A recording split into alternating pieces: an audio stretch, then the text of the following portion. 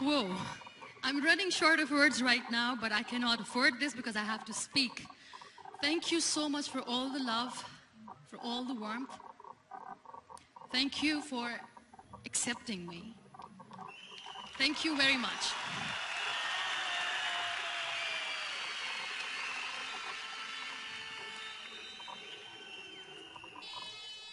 Well, I always start my talk with a disclaimer. And that disclaimer is that I've never claimed to be a motivational speaker. Yes, I do speak, but I feel more like a storyteller because wherever I go, I share a story with everyone. Well, it is a story of a woman whose perfectly imperfect life made her who and what she is today. It's the story of a woman who, in pursuit of her dreams and aspirations, made other people realize that if you think that your life is hard and you're giving up on that because you think your life is unfair, think again. Because when you think that way, you are being unfair to your own self. It's the story of a woman who made people realize that sometimes problems are not too big. We are too small because we cannot handle them.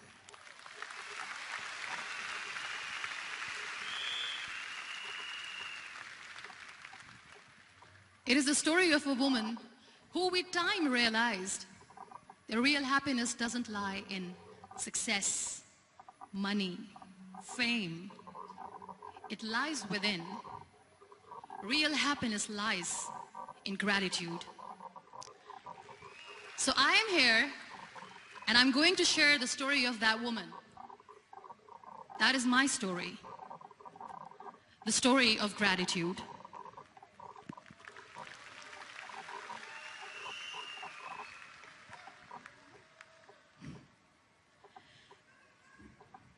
I love you too. I love you all. I believe in the power of words. Many people speak before they think. But I know the value of words. The words can make you, break you, they can heal your soul, they can damage you forever.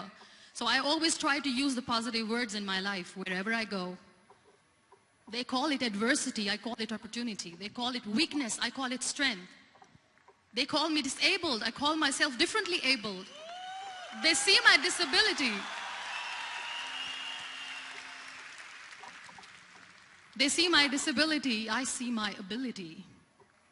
There are some incidents that happen in your life, and those incidents are so strong that they change your DNA. Those incidents or accidents are so strong that they break you physically. They deform your body, but they transform your soul.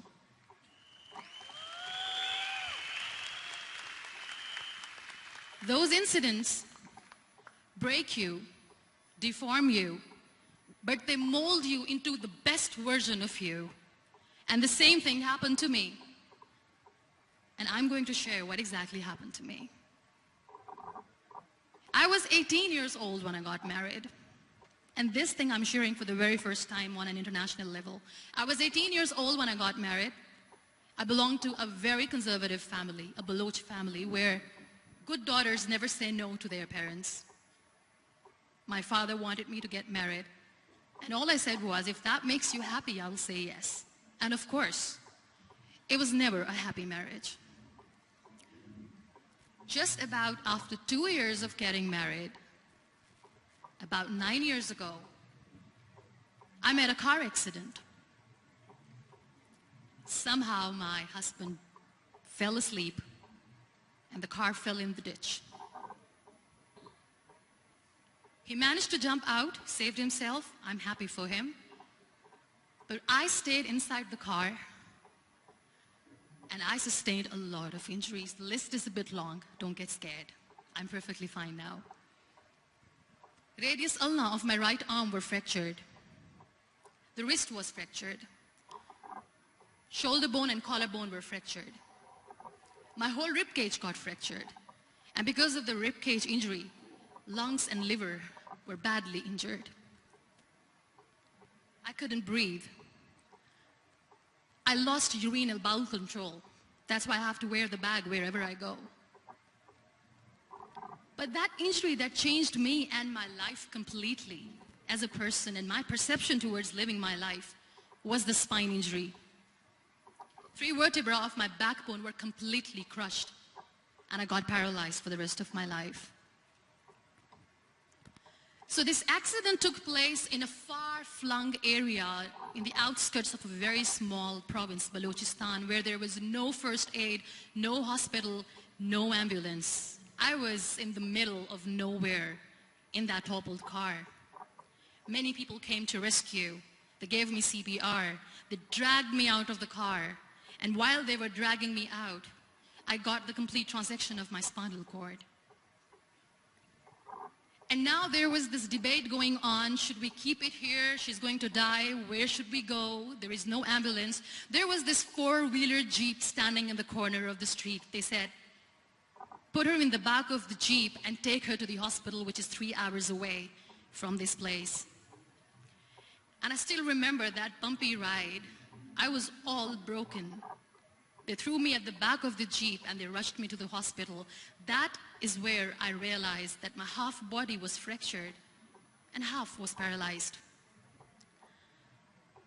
I finally ended up in a hospital where I stayed for 2.5 months. I underwent multiple surgeries. Doctors have put a lot of titanium in my arm. There's a lot of titanium at my back to fix my back. That's why people in Pakistan call me the Iron Lady of Pakistan.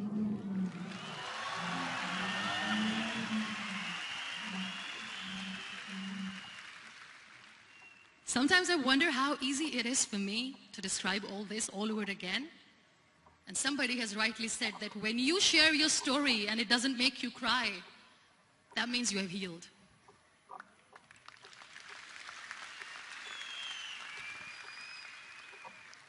Those 2.5 months in the hospital were dreadful. I will not make up stories just to inspire you. I was at the verge of despair. One day, doctor came to me and he said, well, I heard that you wanted to be an artist, but you ended up being a housewife. I have a bad news for you. You won't be able to paint again because your wrist and your arm are so deformed, you won't be able to hold a pen again. And I stayed quiet. Next day, doctor came to me and said, your spine injury is so bad, you won't be able to walk again. I took a deep breath and I said, it's all right. The very next day, doctor came to me and said, because of your spine injury and the fixation that you have in your back, you won't be able to give birth to a child again. That day, I was devastated. I still remember, I asked my mother, why me? And that is where I started to question my existence. Why am I even alive? What's the point of living? I cannot walk, I cannot paint, fine. I cannot be a mother. And we have this thing in our heads, being women, that we are incomplete without having children.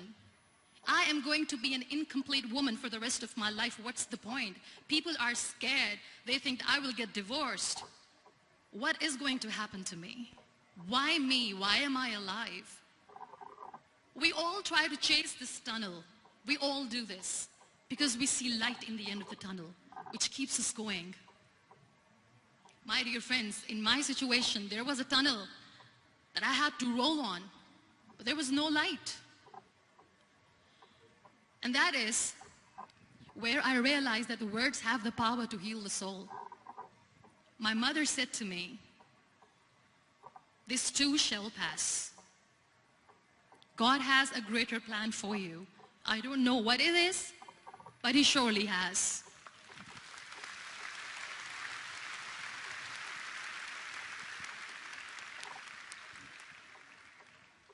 And in all that distress and grief, somehow or the other, those words were so magical that they kept me going.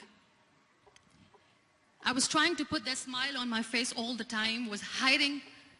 It was so hard to hide the pain, which was there.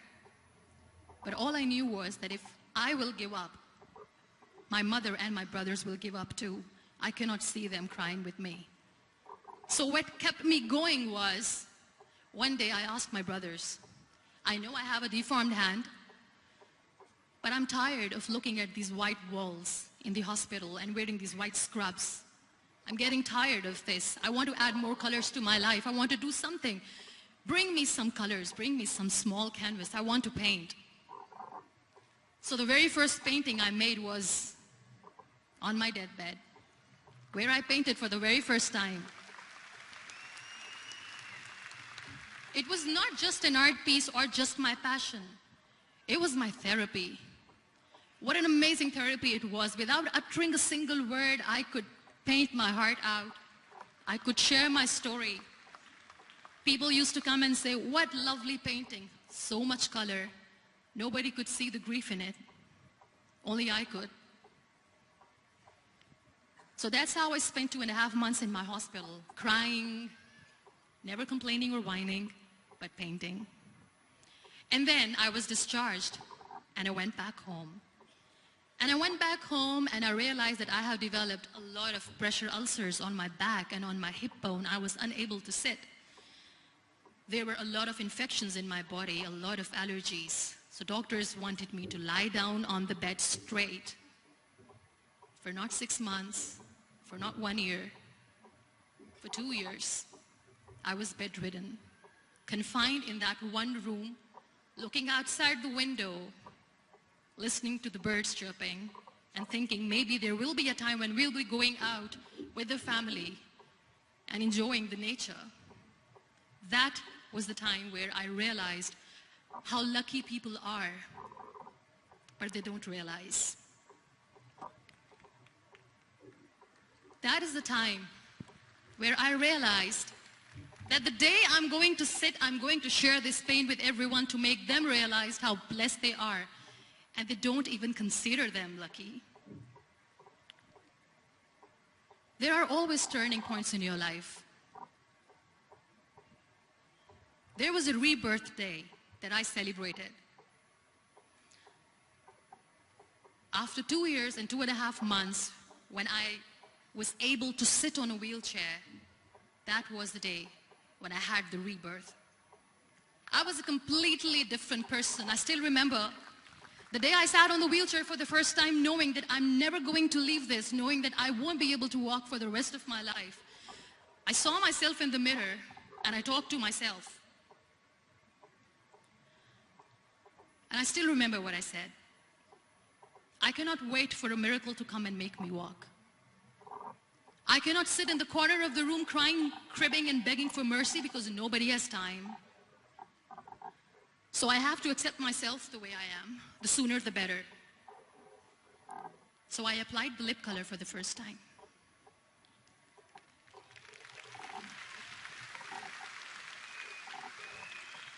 And I erased it.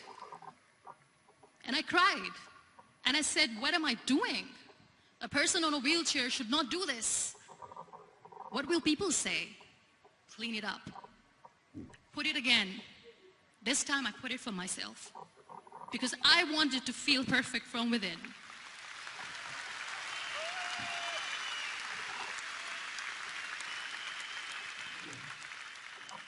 And that day I decided that I'm going to live life for myself. I am not going to be that perfect person for someone. I am just going to take this moment and I will make it perfect for myself. And you know how it all began? That day I decided that I'm going to fight my fears. We all have fears. Fear of unknown, fear of known, fear of losing people, fear of losing health, money. We want to excel in career, we want to become famous, we want to get money. We are scared all the time. So I wrote down one by one all those fears. And I decided that I'm going to overcome these fears one at a time. You know what was my biggest fear? Divorce. I couldn't stand this word. I was trying to cling on to this person who didn't want me anymore, but I said no. I have to make it work. But the day I decided that this is nothing but my fear, I liberated myself by setting him free. And I made myself emotionally so strong that the day I got the news that he's getting married, I sent him a text that I'm so happy for you and I wish you all the best.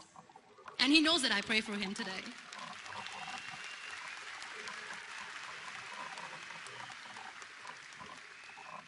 My biggest fear, number 2, was I won't be able to be a mother again. And that was quite devastating for me. But then I realized there are so many children in the world, all they want is acceptance. So there is no point of crying, just go and adopt one. And that's what I did.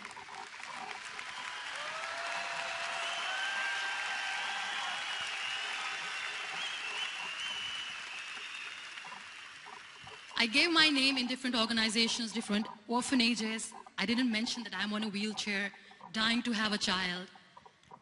So I just told them that this is Muniba Mazari and she wants to adopt a boy or girl, whatsoever, but I want to adopt a kid. And I waited patiently. 2 years later, I got this call from a very small city in Pakistan. I got a call and they said, are you Muniba Mazari? There is a baby boy and would you like to adopt? And when I say yes, I could literally feel the labor pain. I said, yes, yes, I am going to adopt him. I am coming to take him home.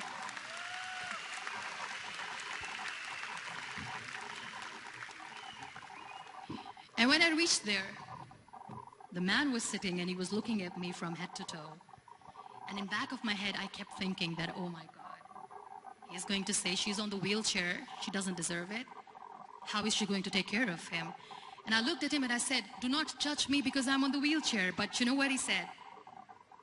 He said, I know you will be the best mother of this child. You both are lucky to have each other.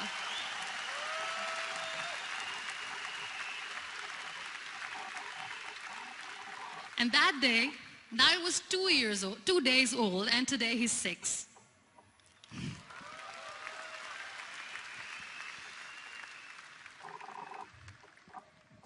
You'll be surprised to know another bigger fear that I had in me. It was facing people. I used to hide myself from people. When I was on bed for 2 years, I used to keep the door closed. I used to pretend that I'm not going to meet anyone, tell them that I'm sleeping. You know why? Because I couldn't stand that sympathy that they had for me. They used to treat me like a patient. When I used to smile, they used to look at me and say that, you're smiling, are you okay? I was tired of this question being asked, are you sick? Well, a lady yesterday at the airport asked me, are you sick? And I said, well, besides the spinal cord injury, I'm fine, I guess.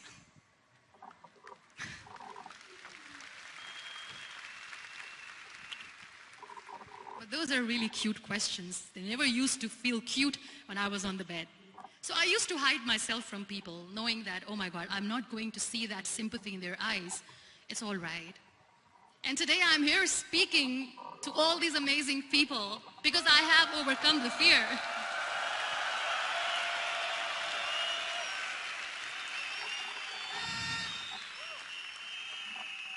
You know, when you end up being on the wheelchair, what's the most painful thing?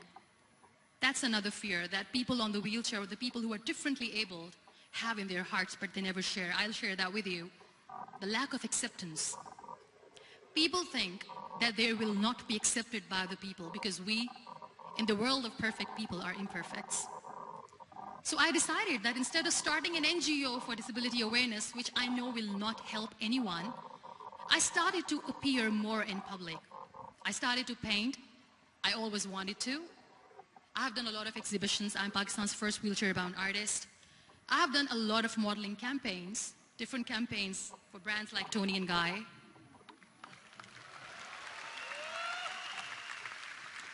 I have done some really funny, breaking the barriers kind of modeling. There was this one by the name Clown Town where I became a clown because I know that clowns have hearts too. And then I also decided that if I really want to make the difference, I am not going to let people use me for their polio campaigns where they will make you a victim and an emblem of misery and mercy and will say that, you know what, give polio drops to your children or they'll become like this girl. I decided that I'm going to join the national TV of Pakistan as an anchor person, and I've been doing a lot of shows for the last 3 years.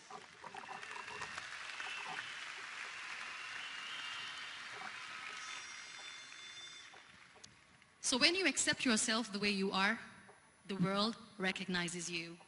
It all starts from within. Thank you. I became the National Goodwill Ambassador for UN Women Pakistan, and now I speak for the rights of women, children. We talk about inclusion, diversity, gender equality, which is a must. I was featured in BBC 100 Women for 2015. I am one of the Forbes 30 under 30 for 2016. And it all didn't happen alone. You all are thriving in your careers. You have bigger dreams and aspirations in life. Always remember one thing. On the road to success, there is always we, not me. Do not think that you alone can achieve things. No. There is always another person who is standing behind you, maybe not coming on the forefront, but behind you, praying for you and supporting you. Never lose that person. Never.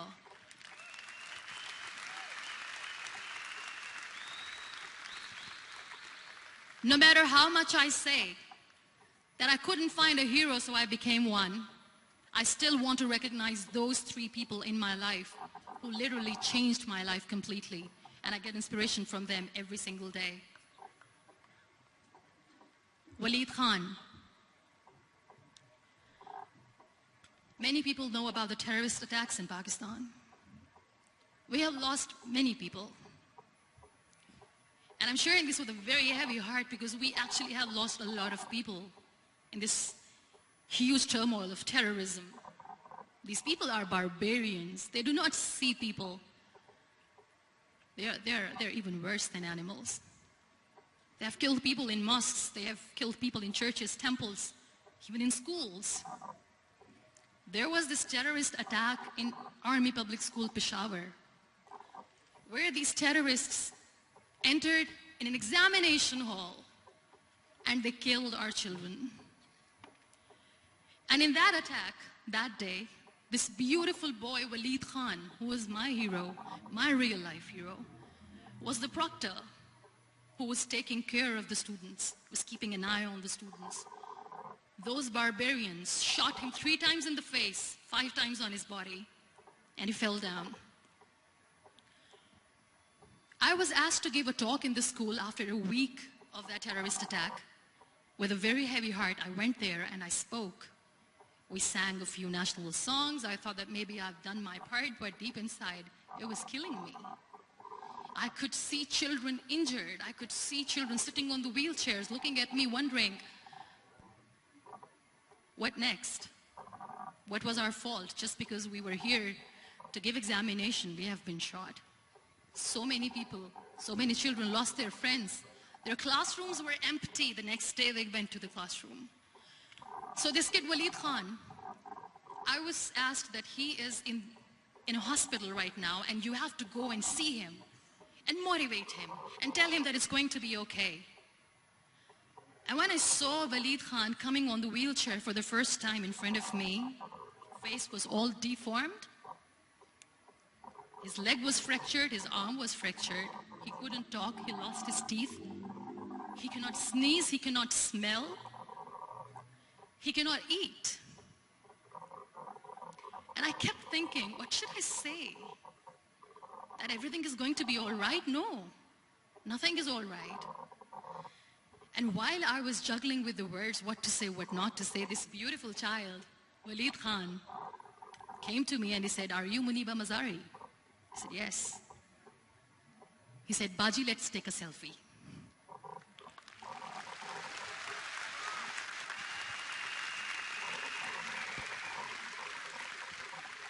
And with that beautiful toothless smile of Waleed Khan, we took that beautiful selfie that I still have with me.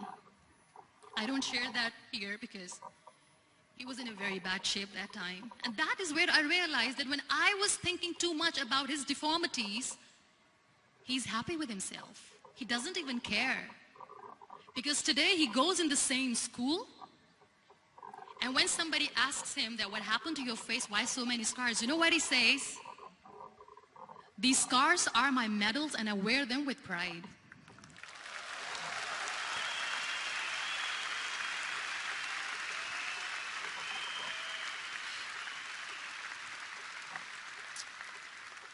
And how beautifully he says the terrorists wanted me not to study. I am going to study. I will become a doctor one day. And this is my way of taking revenge from those terrorists. Another real-life hero, of course, my son. His name is Nile, N-I-L-E, River Nile. I learned so much from this kid. The first and foremost thing is patience. How to be patient when you know that your mother cannot walk, when you know that your mother is different from the other women, when you know that your mother cannot go out and play with you, how to stay calm. He loves football. And when we got the very first football, he was 4 years old. He was super excited. I still remember he came in the room and he said, "Mom, let's play football." And he kept the ball in my feet. And he said, "Let's kick it." And that day I felt disabled. I said, "I cannot kick the ball." And I was down with the same face. He looked at me and he said, "Well, that's all right. Your legs are not working, but your hands do. Let's play catch the ball."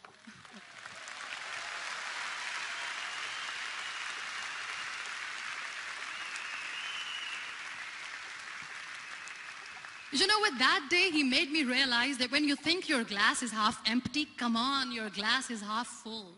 It's all in here and here. Last but not least, the woman who made me realize that heroes have no gender.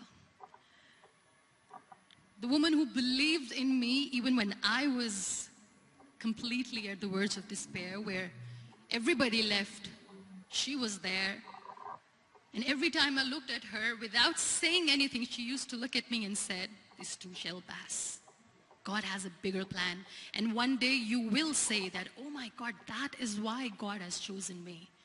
She never cried in front of me. She has always said that there will be haters, there will be naysayers, there will be disbelievers, and then there will be you proving them wrong. My mother.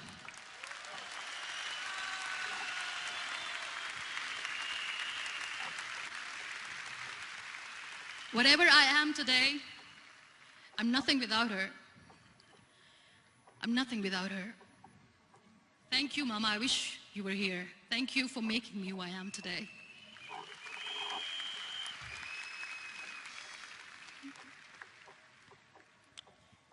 You know what? We human beings have a problem. Out of many problems, there is one more, and this is self-created one. We always expect ease from life. We have this amazing fantasy about life. This is how things should work. This is my plan. It should go as per my plan. If that doesn't happen, we give up. So my dear friends, let me tell you one thing. I never wanted to be on the wheelchair. Never thought of being on the wheelchair. I was always aspiring to do bigger things, but had no idea that for that I have to pay the price to be where I am today. It's a very heavy price. This life is a test and a trial, and tests or trials are never supposed to be easy. So when you are expecting ease from life, and life gives you lemons, then you make the lemonade, and then do not blame life for that, because you were expecting ease from a trial. Trials make you a stronger, better person. Life is a trial, and with time you realize that.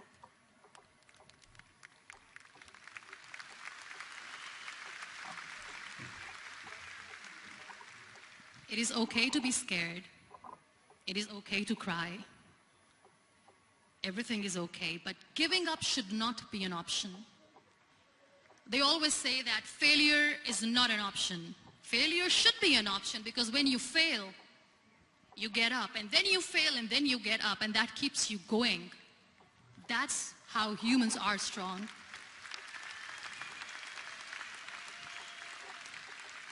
Failure is an option, should be an option, but giving up is not. Never. We have this thing in minds. We call it perfection. We want everything perfect. We want ourselves to be perfect. There is this image in our head about everything. Perfect life, perfect relationships, perfect career, perfect amount of money that we need to earn no matter what. Nothing is perfect in this world. We all are perfectly imperfect, and that is perfectly all right. That's all right.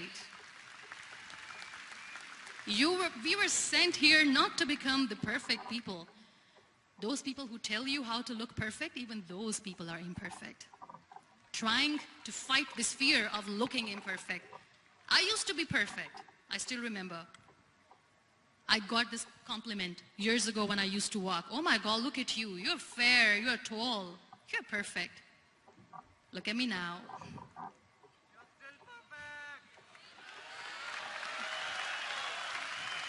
Only the perfect eyes can see that. Only the perfect eyes will see that. Only the perfect eyes will see that. So yes, in all those imperfections, you have to listen to your heart. You don't have to look good for people. You don't have to be perfect just because other people want you to be perfect. If your soul is perfect from within, that's all right. This is all what you want. This is all what you need to be. Our society has made very weird kind of norms to look perfect and great. For men, it's different. For women, it's different. We think too much about what people say. We listen to ourselves too little. You know what makes you perfect? When you make someone smile. You know what makes you perfect? When you try to do something good for the people around you. You know what makes you perfect? When you feel someone's pain. And how beautiful pain is that it connects you with people. No other medium can connect you with others but pain. That's why I always say that I'm in pain, and that's a blessing in disguise for me. Today, just because I'm in pain and I'm on the wheelchair, I work for children. Being the head of CSR for a company, we conduct medical camps in far-flung areas of Pakistan where so many kids die because they don't have medical facilities. And I personally believe just because they cannot afford to live doesn't mean we'll let them die.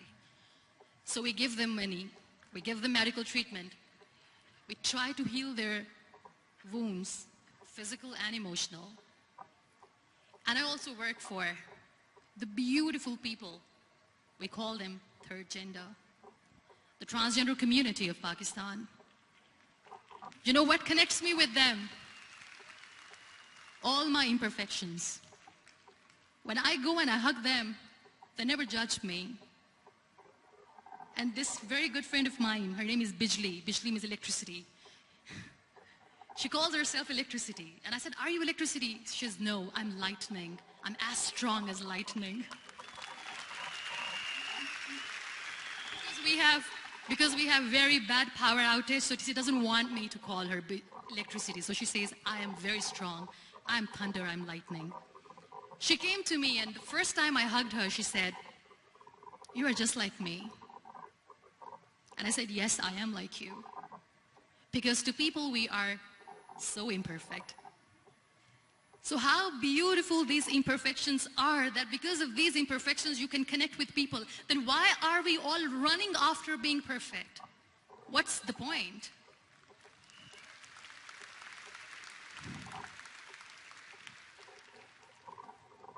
Every time I go in public, I always smile. It's always a big toothy smile on my face, and people ask me, don't you get tired of smiling all the time? What's the secret?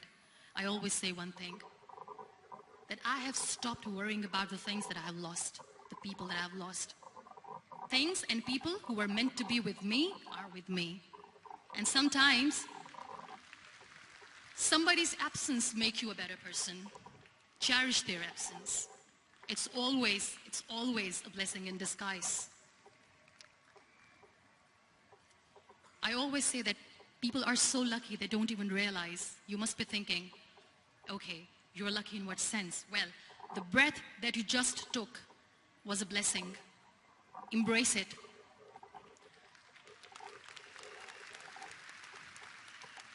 There are so many people in the world who are dreaming to live a life that you are living right now.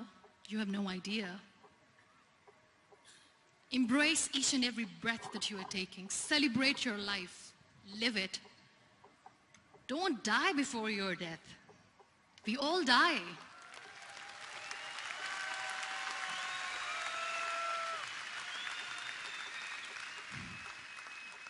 We live this one routine of a day for 75 years and we call it life. No, that's not life. If you're still thinking why you have been sent here, if you're still juggling with the concept of why you are here, you haven't lived yet. You work hard, you make money, you do it for yourself. That's not life. You go out, you seek for people who need your help, you make their lives better. You become that sponge which can absorb all the negativity, and you become that person who can emit beautiful, positive vibes. And when you realize that you have changed someone's life, and because of you, this person didn't give up, that is the day when you live. Always.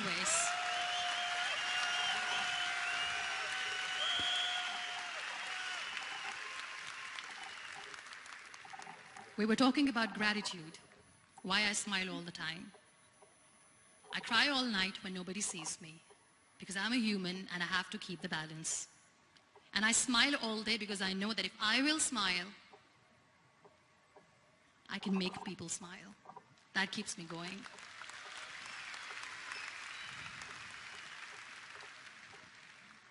Be grateful for what you have, and you will always, always end up having more.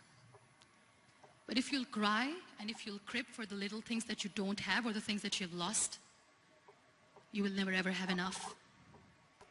Sometimes we are too busy thinking about the things that we don't have that we forget to cherish the blessings that we have. I'm not saying that I'm not healthy and that makes me unlucky, but yes, it is hard. It is hard when I say that I cannot walk. It is hard to say when I wear this bag. It hurts. But I have to keep going, because never giving up is the way to live, always.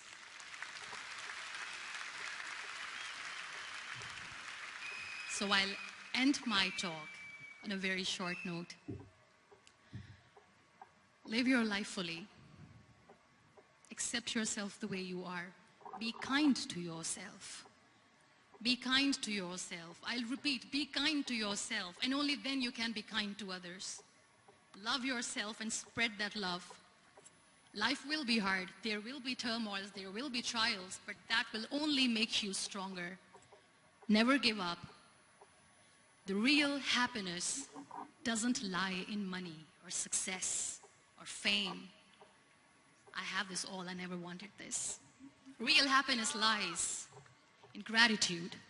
So be grateful, be alive, and live every moment. Thank you so much, everyone. Thank you. We Malaysia. Muniba Mazari.